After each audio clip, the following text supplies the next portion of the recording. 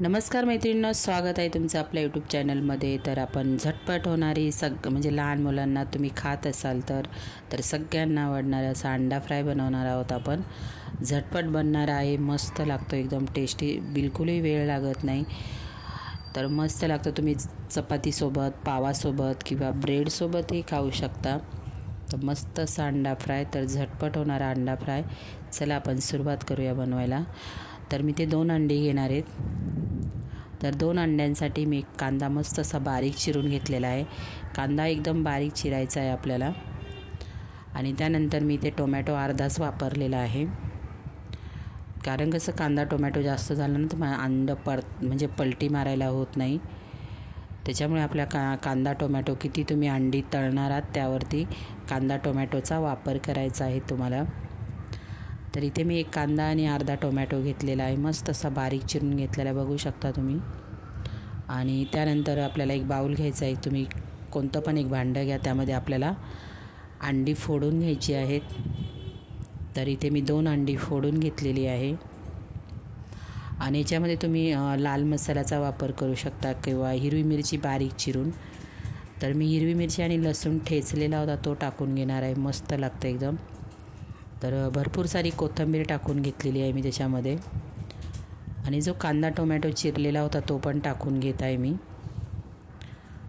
आणि हवं तर तुम्हाला लहान मुलं खात असतील तर मिरची पावडर टाका, कमी टाका। तर मीठ टाकून घेतलेलं आहे। आणि मस्त आपल्याला सगळं एकजीव करून असं फेटून घ्यायचं आहे, म्हणजे सगळं आपण जेव्हा वस्तू टाकल्या त्या सगळ्या अंड्यामध्ये मिक्स झाल्या पाहिजे। तर इथे बघा, आणि हिरवी मिरची आणि लसूण ठेचलेला होता ना तो टाकून घेतलेला आहे मी। आणि परत एकदा मिक्स करून घेते सगळं। तर बघा इथे मस्त असं मिक्स झालेलं आहे। त्यानंतर एक साईडला मी तवा ठेवलेला आहे गरम होण्यासाठी। गॅस म्हणजे तवा फुल गरम करून घ्या, त्यानंतरच आपल्याला टाकायचं आहे। पहिलं तेल टाकून घ्यायचं, नाहीतर ते असंच टाकलं तर चिपकणार तव्याला। तर आपण तेल टाकून घेतलेलं आहे। तर मी इथे 2 भागांमध्ये करून घेते। पहिलं अर्धं टाकून घेतलेलं आहे, कारण दोन्ही एकदम टाकले तर आपल्याला पलटी मारायला होणार नाही, म्हणून मी अर्धं टाकून घेतले आणि अर्धं नंतर टाकते। तर बघा, टाकल्यानंतर आपल्याला चमच्याने असं साईड पसरवून घ्यायचं आहे, तुम्हाला किती पातळ जाड पाहिजे त्याच्यावरती।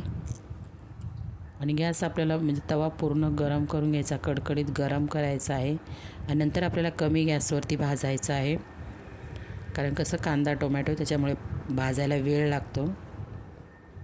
तर बघा किती मस्त असा कलर आलेला आहे। आता आपल्या दोन्ही साईडला मस्त असं खमंग तेल टाकून भाजून घ्यायचं आहे। तर मैत्रिणींनो, करून बघा, मस्त लागतं एकदम। आणि मुलांना स्लाईसमध्ये किंवा चपातीमध्ये गुंडाळून दिलं तरी मुलं खाऊ शकतात। तर बाय मैत्रिणींनो।